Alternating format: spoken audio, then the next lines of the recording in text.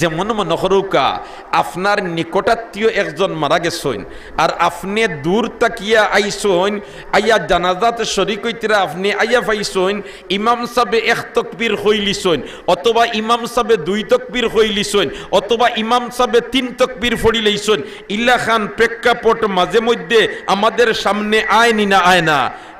জানাজাত আইতে গাড়িতে রাস্তায় জাম লাগাই দিছিল, সময় মতো আইয়া পোস্তাম পারছি না, জানাজা শরীক হয়ে গেছে, আইয়া পাইছি ইমাম সাহেবে এক তাকবীর হইলিছেন, ইমাম সাহেবে দুই তাকবীর হইলিছেন, আপনি আইয়া জানাজার নামাজও শরীক হইছেন। আর জানাজার নামাজও শরীক হওয়ার বাদে ইমাম সাহেবে ডাইনে আর বাউয়ে সালাম ফিরাইছেন, চার তাকবীর হইয়া তান দুয়া দুরুদ পড়িয়া আপনিও ডাইনে আর বাউয়ে সালাম ফিরাইলিছেন। এমত অবস্থায় আপনার জানাজার নামাজ হয় নাই, আপনার জানাজার নামাজ হয় নাই। আপনি দেন এত দূর থাকি কষ্ট করিয়া গাড়ি ভাড়া দিয়া আইয়া জানাজার নামাজও হাজির হইছেন। আর জানাজার নামাজও হাজির হয়ে গেলে সৈয়দুল মুরসালিনে বয়ান ফরমাইন এক কিরাত সওয়াব পাওয়া যায়। সুবহানাল্লাহ কইনা। এক কিরাতের উদাহরণ দিরা যেমন উহুদ পাহাড়ের সমপর্যায়ের সওয়াব আল্লাহ তোমার আমলনামা দিলেই। কিন্তু অত হেরান হইয়া আইলাম, আমার ব্লাড কানেকশন মানুষ, আমার রক্তের সম্পর্ক মানুষ, কিন্তু আই আমি এক তাকবীর দুই তাকবীর পাইছি না, আর দৌড়াইয়া জানাজার নামাজও শরীক হইলাম। আর ইমাম সাহেব ডাইনে আর বাউয়ে সালাম ফিরাইছেন, আমিও ডাইনে আর বাউয়ে সালাম ফিরাই নিলাম, আমার জানাজার নামাজ হইছে না, আমার জানাজার নামাজ হইছে না।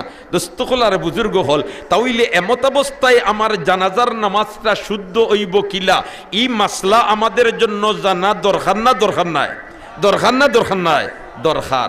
তাইলে মাসলাটা হইল ইমাম সাহেব যখন ডাইনে আর বাউয়ে সালাম ফিরাই লিবা, এই সময় আপনি জান তকবীর ছুটিছে একটা বা দুইটা বা তিনটা, এই ডাইনে আর বাউয়ে সালাম ফিরাইতা না, এই ডাইনে আর বাউয়ে কিতা করতো না, সালাম ফিরাইতা না। যটা তকবীর তান ছুটিছে, যটা তকবীর তান ছুটিছে, খালি অগুন আল্লাহু আকবার আল্লাহু আকবার আল্লাহু আকবার।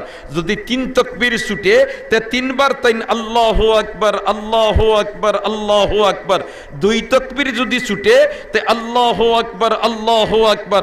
এক তকবীর যদি ছুটে তে আল্লাহু আকবার হইয়া তাইন ডাইনে দি সালাম ফিরাইলি তা আসসালামু আলাইকুম ওয়া রাহমাতুল্লাহ, আসসালামু আলাইকুম ওয়া রাহমাতুল্লাহ, তান জানাজার নামাজ ওইজিব।